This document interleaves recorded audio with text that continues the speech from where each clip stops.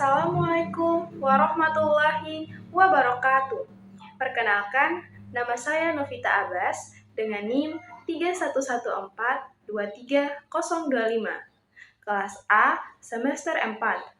Video ini saya buat untuk memenuhi tugas mata kuliah menulis buku ajar yang diampu oleh dosen Ibu Profesor Dr. Sayama Malabar MPD. Baiklah, di sini saya mengambil 5 pendapat ahli terkait konsep dasar menulis buku ajar. Pendapat yang pertama ini ada dari Kosasih. Menurut Kosasih 2016, dalam menulis buku ajar harus memperhatikan unsur pedagogis, kebahasaan, dan psikologi pembelajar. Buku ajar harus interaktif dan dapat memotivasi siswa untuk belajar secara mandiri. Pendapat yang kedua ada dari Bacon. Bacon mengemukakan bahwa buku teks atau buku ajar adalah buku yang dirancang untuk digunakan di kelas, disusun dengan cermat dan disiapkan oleh pakar atau para ahli dalam bidang itu, serta dilengkapi dengan sarana-sarana pengajaran yang sesuai dan serasi. Pendapat yang ketiga ada dari Arifin dan Kusrianto tahun 2009. Menurut Arifin dan Kusrianto, buku ajar adalah jenis buku yang digunakan dalam aktivitas belajar dan mengajar. Pendapat yang keempat, yakni menurut Kurniawan. Menurut Kurniawan, buku ajar adalah jenis buku yang diperuntukkan bagi siswa sebagai bekal pengetahuan dasar dan digunakan sebagai sarana belajar serta dipakai untuk menyertai proses pembelajaran. Pendapat yang terakhir ada Sweetno. Sweetno tahun 2014 mengemukakan bahwa buku ajar harus memenuhi unsur kejelasan, keterbacaan, dan relevansi dengan kurikulum. Selain itu, harus ada keseimbangan antara teori dan praktik untuk meningkatkan efektivitas pembelajaran. Berdasarkan pendapat ahli yang telah saya paparkan, maka dapat disimpulkan bahwa buku ajar adalah jenis buku yang berisi uraian materi yang diperuntukkan bagi mahasiswa atau siswa sebagai sarana belajar. Dalam penulisannya, buku ajar harus memenuhi standar yang telah ditetapkan, yakni harus terstruktur, sistematis, sesuai dengan kurikulum, mudah dipahami, dan menarik bagi pembelajar, sehingga dapat mendukung proses pembelajaran secara optimal di dalam kelas. Berdasarkan peta konsep yang sudah saya paparkan, selanjutnya saya akan menjelaskan atau memaparkan bagaimana hubungan antara buku ajar dengan komponen pembelajaran. Hubungan antara buku ajar dengan komponen pendidik dalam pembelajaran sebetulnya sudah saling melengkapi, di mana buku ajar ini memberikan struktur dan konten materi, sementara pendidik berperan sebagai fasilitator yang mengarahkan dan mendukung proses pembelajaran. Jadi, buku ajar di sini sebagai panduan dalam merencanakan dan melaksanakan pengajaran. Yang kedua, hubungan buku ajar dengan komponen peserta didik dalam pembelajaran. Jadi hubungan antara buku ajar dengan komponen pendidik ini sangat erat, di mana buku ajar berfungsi sebagai sumber utama atau sumber informasi serta materi yang dapat membantu peserta didik untuk memahami konsep-konsep yang akan diajarkan oleh pendidik. Yang ketiga, hubungan buku ajar dan materi. Jadi hubungan buku ajar dan materi pembelajaran ini sangatlah penting di dalam konteks pendidikan, karena buku ajar berfungsi sebagai sumber utama yang menyajikan materi pembelajaran secara terstruktur dan sistematis, sehingga dapat memudahkan peserta didik dalam memahami konsep-konsep yang diajarkan. Selanjutnya, hubungan buku ajar dengan komponen metode. Hubungan antara buku ajar dengan komponen metode ini saling berkaitan satu sama lain. Metode mengacu pada strategi yang digunakan guru untuk menyampaikan materi tertentu. Selanjutnya ada hubungan buku ajar dengan media. Buku ajar merupakan salah satu jenis media pembelajaran. Sebagai salah satu jenis media pembelajaran, maka buku ajar ini berisi konten materi yang dapat membantu peserta didik untuk belajar dengan baik.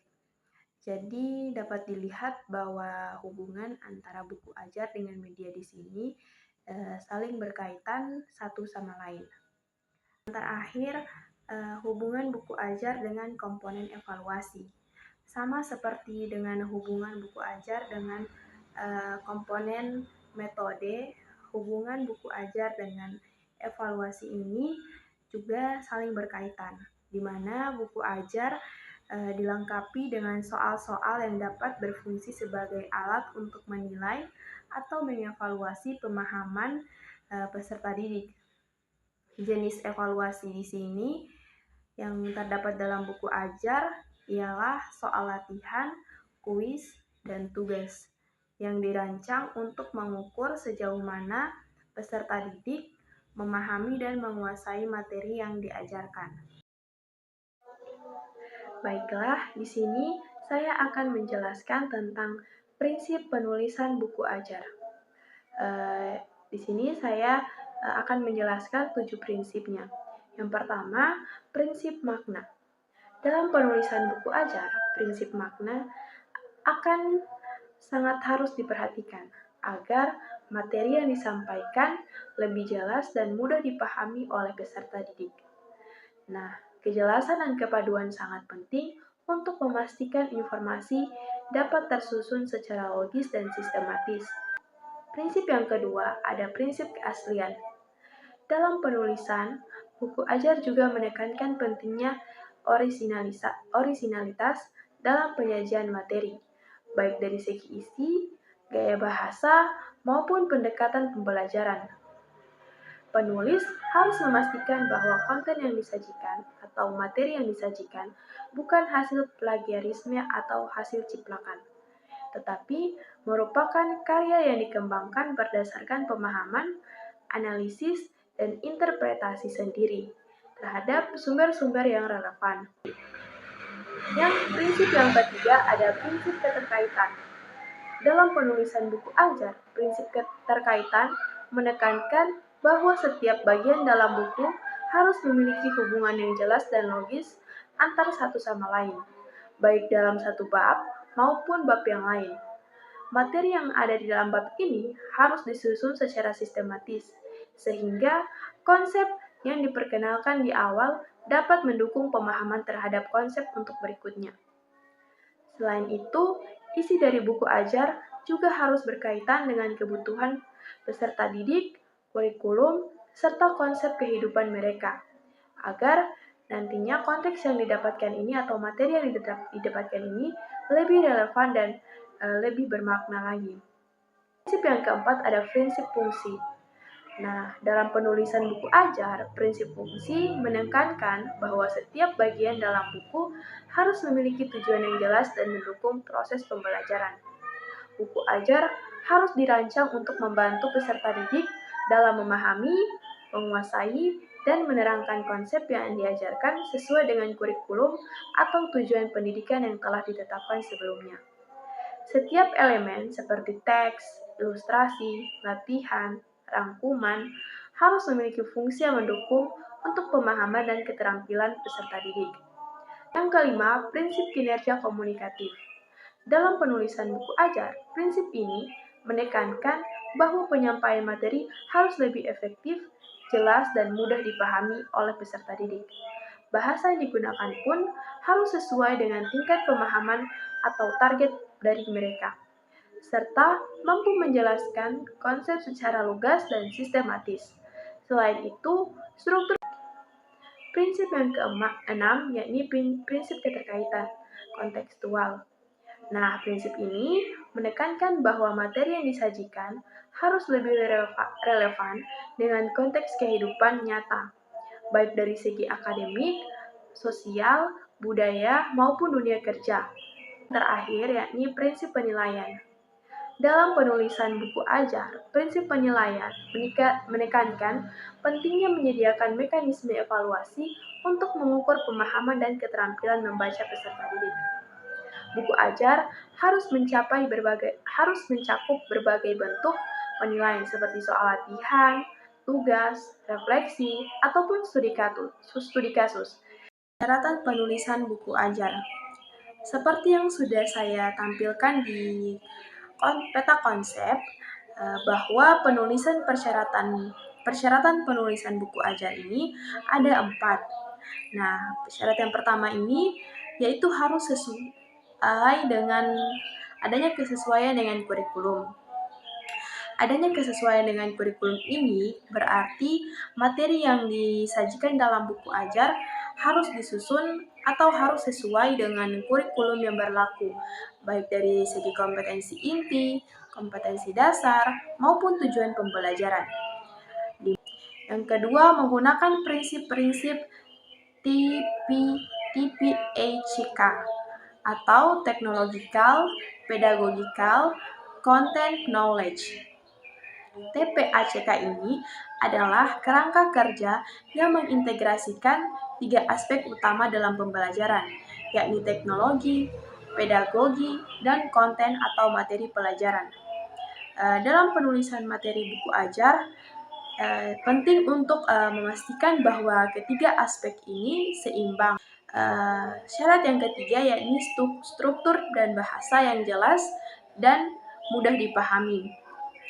Materi yang disusun dalam buku ajar harus terstruktur dengan sistematis, menggunakan bahasa yang sederhana, jelas, dan sesuai dengan tingkat pemahaman atau target peserta didik. Yang ketiga ada fleksibilitas. Syarat fleksibilitas ini berarti materi yang harus disajikan atau materi yang harus ada dalam buku ajar memiliki fleksibilitas dalam penggunaannya, baik untuk berbagai model pembelajaran seperti tatap muka, blended learning, ataupun daring, maupun dalam berbagai konteks pendidikan yang lain. Selain itu, materi harus bisa disesuaikan dengan kebutuhan siswa yang memiliki tingkat pemahaman atau gaya belajar yang berbeda-beda. Dan persyaratan yang terakhir yaitu kepatuhan terhadap hak cipta. Dalam menyusun materi, penting untuk memperhatikan aspek hak cipta. Sumber-sumber yang digunakan di sini seperti sumber teks, gambar, atau video, ataupun ilustrasi lainnya harus memiliki izin. Ada 11 aspek kualitas buku ajar. Yang pertama yaitu memiliki landasan prinsip dan sudut pandang yang kuat. Berarti aspek ini menekankan pada kualitas buku ajar yang harus mempunyai prinsip dan sudut pandang berdasarkan teori, baik itu teori linguistik, teori kognitif, atau teori bahan pembelajaran lainnya. Yang kedua, memiliki konsep yang jelas. Ini artinya buku ajar yang berkualitas mempunyai struktur ataupun sistematis yang terarah dan lebih efisien digunakan untuk pembelajaran. Yang ketiga, relevan dengan kurikulum yang berlaku. Artinya, buku ajar yang berkualitas ini mempunyai isi ataupun konten materi yang sesuai dengan kurikulum yang telah ditetapkan oleh pemerintah atau oleh satuan pendidikan. Yang keempat, sesuai dengan minat siswa. Jadi, buku ajar yang berkualitas itu mampu untuk menarik minat belajar peserta didik. Yang kelima, menumbuhkan motivasi belajar. Buku ajar yang berkualitas mampu untuk memotivasi siswa untuk belajar di dalam kelas. Yang keenam, merangsang, menantang, dan menggairahkan aktivitas siswa. Jadi kan di dalam buku ajar itu terdapat latihan-latihan. Nah, latihan-latihan ini diharapkan dapat membantu siswa untuk proses belajar. Yang ketujuh, memiliki ilustrasi yang menarik dan tepat. Yang kedelapan, buku ajar yang berkualitas, yaitu buku yang mudah dipahami oleh siswa. Aspek yang kesembilan ini, buku ajar yang berkualitas dapat menunjang mata pelajaran lain. Jadi buku ajar yang berkualitas ini bisa atau dapat berhubungan langsung ataupun dapat berkaitan dengan mata pelajaran lainnya. Yang ke-10 yaitu buku ajar yang berkualitas mampu untuk menghargai perbedaan individu, kemampuan, bakat, minat, ekonomi, sosial, dan budaya yang berbeda yang ada pada peserta didik. Dan yang terakhir yakni buku ajar yang berkualitas mampu untuk memantapkan nilai-nilai budi pekerti yang berlaku di masyarakat. Saya akan menjelaskan kelayakan terhadap buku ajar. Di sini ada 4 aspek yang dapat kita lihat untuk menilai kelayakan buku ajar. Aspek yang pertama ini yaitu kelayakan terhadap isi atau materi pelajaran. Dikatakan layak apabila materi atau isi dari buku ajar harus sesuai dengan kurikulum agar dapat mendukung pencapaian tujuan pembelajaran. Materi yang disajikan pula harus akurat, mengandung konsep, fakta, dan teori yang benar, serta berdasarkan pada sumber yang terpercaya. Yang kedua, kelayakan pada penyajian materi.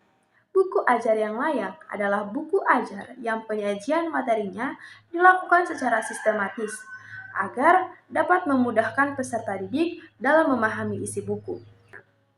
Dan yang ketiga, kelayakan bahasa dan keterbacaan. Buku ajar yang layak untuk digunakan adalah buku ajar dengan bahasa yang sesuai dengan tingkat pemahaman peserta didik, agar materi yang disampaikan dapat disimak dengan jelas dan efektif. Dan yang terakhir adalah aspek kelayakan format atau grafika. Buku ajar yang layak juga harus dilihat dari desain yang menarik dan mendukung pemahaman materi. Gambar, ilustrasi, serta grafika yang didukung harus memiliki kualitas baik dan relevan dengan materi yang dibahas, agar tidak menimbulkan kesalahan persepsi. Di dalam teknik penulisan buku ajar ini, ada 2 indikator yang mencakupnya. Tahap-tahap penulisan buku ajar.